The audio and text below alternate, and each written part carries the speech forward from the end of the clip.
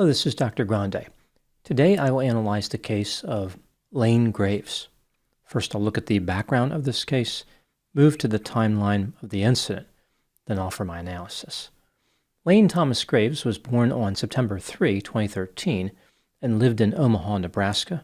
His father's name was Matt Graves, and his mother's name was Melissa Graves. Lane had an older sister named Ella.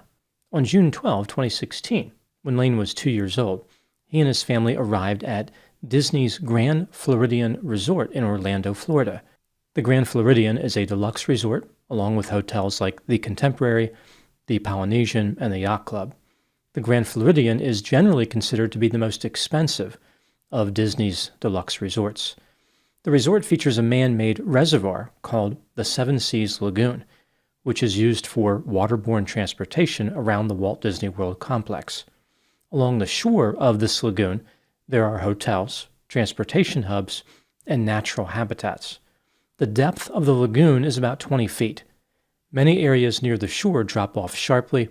There are not many shallow areas of the lagoon. No swimming signs were posted in multiple places around the resort beach area. Now moving to the timeline of the incident. On June 14, 2016, the Graves family exited the Grand Floridian at about 8:15 to 8:30 p.m. Their intent was to watch the movie Zootopia outside. The showing of the movie was canceled, so the family headed to the beach. As Lane was at the beach, his father Matt was only a few feet away. Lane used a bucket to retrieve water from the lagoon and was using it to build sandcastles. Here is what happened next, according to witnesses. At about 9 p.m., as Lane bent down in ankle-deep water to retrieve water with his bucket, an alligator came out of the water about 15 to 25 feet from the beach. The alligator was larger than him, about 7 to 8 feet long. Lane was 37 inches tall and weighed about 30 pounds. The alligator bit Lane's head and neck and pulled him into the water. In an effort to save his son, Matt jumped into the water and grabbed the alligator by its teeth. He tried to open its mouth. Matt sustained puncture wounds to his arms as well as cuts on his hands. The alligator thrashed and broke Matt's grip. The creature then pulled Lane into deeper water. The alligator released Lane, but Lane's body remained submerged near the location of the attack. Emergency responders were called to the scene. They searched for Lane. His body was recovered 16 hours later on June 15. An autopsy revealed that Lane died from craniocervical trauma and drowning. His death was ruled an accident. In order to prevent another attack, 6 alligators were captured and killed. As I mentioned, the killer alligator was about 7 to 8 feet in length. 3 of the alligators which were captured and killed were in this range. 2 of them, female alligators, were found about 0.2 of a mile from where the attack took place. The authorities narrowed down the culprit to one of these 2 alligators. Both alligators had empty stomachs and were found near Lane's body. Typically, alligators do not drift too far away from a source of food, which is another reason why the authorities believe that one of these 2 alligators was responsible. Experts were not able to determine which alligator carried out the lethal attack. Both were capable of inflicting the wounds found on Lane.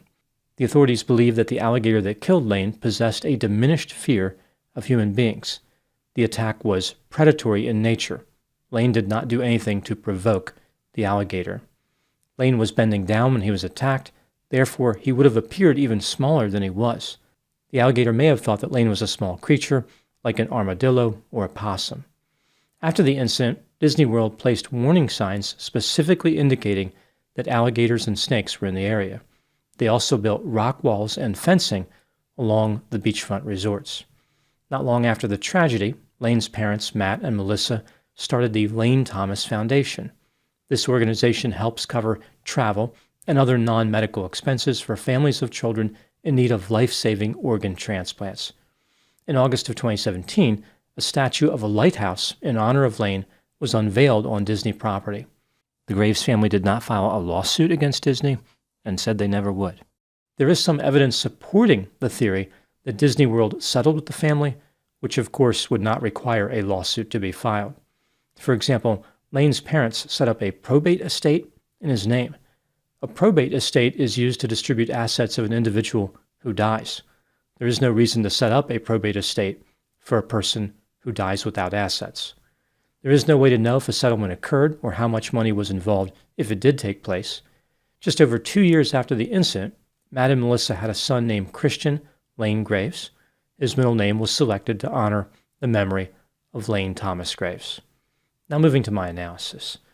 If Disney did settle the case of Lane's death, and again, I don't know if they did, the company's reasoning may have been based on fear of bad press. Disney World prides itself on providing a positive experience for families, and being attacked by an alligator is definitely inconsistent with this goal. This brings me to the question, regardless of whether Disney settled or not, were they actually responsible for the fatality? Clearly, there is no criminal responsibility involved in this case. Here I'm talking about the idea of civil liability for Lane's death. Would a jury have awarded Lane's parents money from Disney? Let's take a look at the factors both for and against the idea that Disney was responsible for this tragedy, starting with the inculpatory factors. Generally, a property owner is not responsible to warn visitors about concealed dangers posed by wild animals unless the property owner possesses the animals or was aware or should have been aware of the risk. There is plenty of evidence supporting the idea that Disney was aware about risks posed by alligators. For example, there are 1.3 million alligators in the state of Florida. Since these statistics on alligator attacks have been tracked, Orange County, Florida, where the Grande Floridian is located, ranks 5th out of 67 counties in the number of unprovoked alligator bites. In 1986, 30 years prior to the fatal attack, an 8-year-old boy was injured by an alligator attack at Disney World, Fort Wilderness. This is only about 2.5 miles away from the Grande Floridian. From 2006 to 2015, 220 alligators were removed from Disney property. On May 10, 2016, just over a month before Lane was killed, trappers captured 6 alligators. Dusk is the most active time for alligators during warmer seasons, and this attack occurred in June. Disney employees should have been on high alert. On the night of the fatality, 2 witnesses spotted an alligator near the Grande Floridian before 9 p.m. when the attack occurred. At 7:41 p.m., a man from South Carolina saw an alligator in the Seven Seas Lagoon and pointed it out to a Disney employee. At about 8:15 p.m., a girl from North Carolina reported to a Disney employee that there was an alligator about 5 feet from the shore. Did the Disney employees who were warned about the alligator take any action to prevent a customer from getting near the water? Why didn't anybody warn Lane's family? Disney had posted no swimming signs at the Seven Seas Lagoon, but when Lane was killed, he was not swimming. He was simply standing in ankle-deep water. Without clear signs warning about alligators, Lane's family had a plausible excuse for not realizing that alligators were in the lagoon. Furthermore, the family members were in a place where they were allowed to be. Disney employees should have been all around. Nobody told the family not to go near the water. There were no physical obstructions either, like no fence was preventing a person from approaching the water. Moving to the exculpatory factors, one could argue that it's common knowledge that alligators live in Florida. As I mentioned, the state has 1.3 million alligators. Anyone visiting Florida would be expected to know this. It's also not a secret that alligators like the water. The signs at the Disney World Grande Floridian may not have specifically referred to alligators, but one can infer that no swimming means stay out of the water completely. A no swimming sign does not necessarily mean that the only dangerous activity in the water is swimming, and all other activities are safe. Despite the alligator attack in 1986, Disney World had reasons to believe that alligators would not inhabit the Seven Seas Lagoon. Due to several factors, alligators would not be particularly attracted to this area. For example, they don't like deep, clear water. There wasn't much cover in the lagoon. Only limited sources of food were available. The level of human activity was elevated, and there were not many areas to bask, which is something alligators enjoy. The investigation into Lane's death revealed that it was caused by an unlikely series of events, which would have been difficult for anyone to predict. How could Disney have been expected to anticipate such a low probability event? When considering all the evidence in this case, do I believe that Disney was liable for Lane's death? In my opinion, Disney was liable.